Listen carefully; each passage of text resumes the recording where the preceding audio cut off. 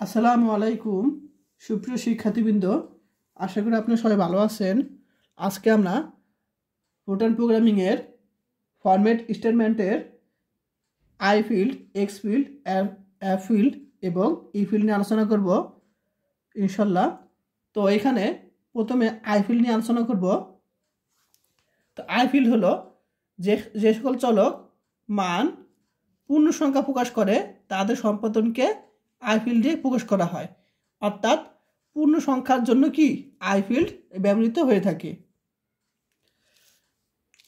এর সাধারণ আকার হলো আইডাব্লিউ অথবা এন আইডাব্লিউ বা এন আইডাব্লিউ দশমিক ডি। তো এখানে আই হলো পূর্ণ সংখ্যা ডাটা বোঝায় এবং ডাব্লিউ বোঝায় এখানে কলাম সংখ্যা এবং ডি বোঝায় এখানে অঙ্ক সংখ্যা বোঝায়, দশমিক পরে যে কয়টা অঙ্ক সেটা বোঝায় এখানে। যেখানে ডি অর্থাৎ এই যে এখানে যে অংশটা হবে সেটা কি অবশ্যই ডাব্লিউ থেকে ছোট হতে হবে। যেমন এটা হলো ডাব্লিউ, এটা তোমার কি ডি, ঠিক আছে। তাহলে এই ডি থেকে ডাব্লিউ অবশ্যই কি হবে, বড় হবে, ডি থেকে ডাব্লিউ বড় হবে। এবং এন দ্বারা বোঝায় কতটি চলকের জন্য আইডাব্লিউ ডি বা আইডাব্লিউ ব্যবহার করা হবে সেটা বোঝায় এখানে। একটা এক্সাম্পল দেখো, এখানে কি একটা কি আছে তোমার 3i8.4 আছে। তাহলে 8 হলো তোমার মোট কলম সংখ্যা বোঝায় আর 4 বোঝায় এখানে দৃশ্য কলম সংখ্যা, অর্থাৎ মোট কলম সংখ্যা 8, তার মধ্যে কয়টা কলম সংখ্যা দেখা যাবে, 4টা কলম সংখ্যা দেখা যাবে। এবং 3 মানে বোঝায় পুনরাবৃত্তি অর্থাৎ 3টা চলকের জন্য, এভাবে চলতে থাকবে। এখন আমরা আলোচনা করব তোমার এফ ফিল্ড নিয়ে। রিয়েল ডাটা পড়া বা লেখার জন্য এফ ফিল্ড কি হয় ব্যবহার করা হয়। এর সাধারণ আকার হলো এফ ডাব্লিউ দশমিক D or N F W দশমিক ডি, যেখানে এফ হলো রিয়েল ডাটা বোঝায় এবং ডাব্লিউ দ্বারা বোঝায় মোট কলাম সংখ্যা এবং ডি দ্বারা বোঝায় দশমিক বিন্দুর ডান পাশে যে কয়টা কি আছে অঙ্ক সংখ্যা সে কয়টা বোঝায়। আর অবশ্যই এই অঙ্ক সংখ্যা 0 বা 0 থেকে বড় হতে হবে, ঠিক আছে। এবং এন দ্বারা কতটি চলকের জন্য এফ ডাব্লিউ দশমিক ডি ব্যবহার করা হবে তা বোঝায়। যেখানে এই ডাব্লিউটা কি হবে গ্রেটার দেন আর ইকুয়াল আর প্লাস ডি প্লাস 2, অর্থাৎ এই 3টা যোগফল থেকে কি হবে বড় হবে, ঠিক আছে। তাহলে এখানে আর দ্বারা কি বোঝায়, আর বোঝায় এখানে পূর্ণাংশের অঙ্ক সংখ্যা এবং 2 দ্বারা বোঝায় চিহ্ন ও দশমিক বিন্দুর স্থান বোঝায়। এই যে এখানে দেখো এই যে প্লাস মাইনাসের জন্য অর্থাৎ যে কোনো একটার জন্য 1 এবং দশমিক জন্য 1 গড়, অর্থাৎ 2 গড়ের জন্য এখানে কি 2 বোঝানো হয়েছে। এখানে 2 কি 2 হলো চিহ্ন এবং দশমিক বিন্দু স্থান বোঝায়, অর্থাৎ চিহ্নের জন্য 1 গড় এবং কি তোমার দশমিক বিন্দুর জন্য 1 গড়, অর্থাৎ 2টা মিলে 2 হিসাব করা হয়েছে। এখানে 2 গড় হিসাব করা এখানে হয়েছে। তারপর এখানে 8 ডিজিট থাকবে এবং দশমিক পরে ডি ডিজিট থাকবে।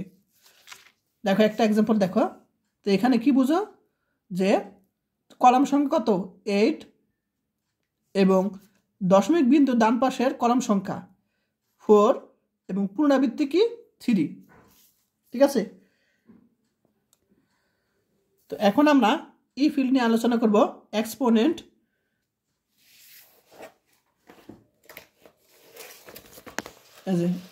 ই ফিল্ড এর অপর নাম কি এক্সপোনেন্ট বা সূচকীয় টাইপ আকারে ফরম্যাটিং। তো বাস্তব সংখ্যার সূচকীয় আকারে প্রকাশ করার জন্য কি তোমার ডাটা পড়া বা লেখার জন্য, অর্থাৎ সূচকীয় আকারে ডাটা পড়া বা লেখার জন্য ই ফিল্ড ব্যবহার করা হয়, ঠিক আছে। সাধারণ আকার হলো ইডাব্লিউডি বা এন ইডাব্লিউ দশমিক, এখানে দশমিক ডি হবে।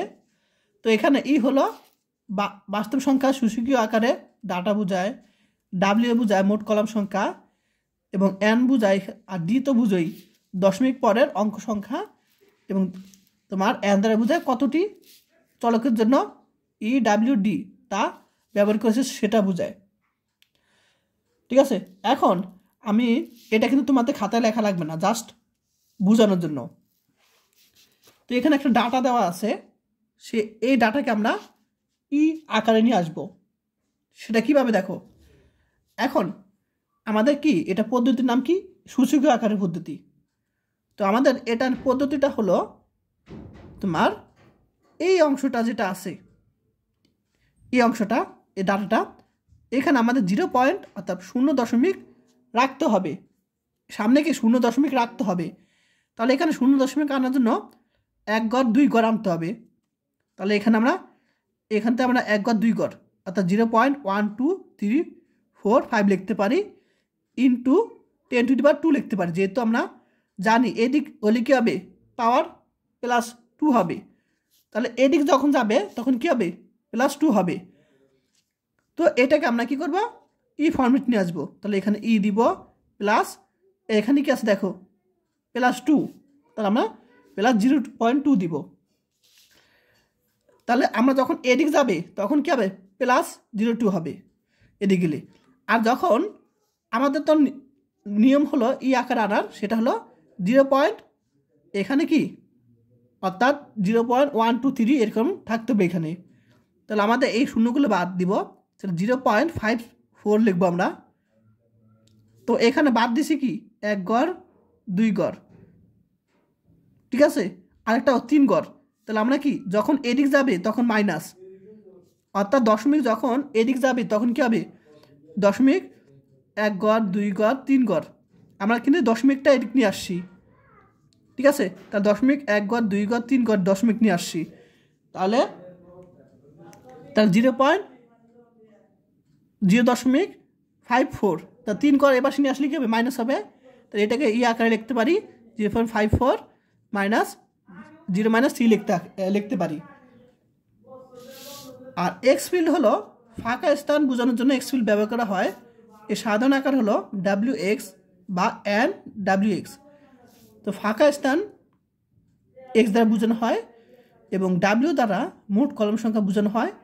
আর এই কলম সংখ্যা অবশ্যই কি 1 থেকে বড় বা সমান হতে হবে, যেমন তোমার এটা তো বুঝেই, ঠিক আছে। W সংখ্যা কি অবশ্যই 1 বা 1 থেকে বড় হতে হবে, ধনাত্মক পূর্ণ সংখ্যা হতে হবে। এবং কতটি এন দ্বারা বোঝানো হয়েছে যে WX কতবার ব্যবহার করা হয়েছে সেটা, ঠিক আছে। তাহলে 2 বার 3 বার যতবার ব্যবহার করা সেটা এখানে বোঝানো হয়েছে। আবার মনে করো এখানে 1x অর্থাৎ ফাঁকা আমরা কি 1 গড় ফাঁকা রাখবো, আবার 2x তাহলে 2 গড় ফাঁকা রাখবো, এরকম বোঝায়। যখন এই অঙ্ক করবো সামনে তখন বুঝতে পারবে বিষয়টা।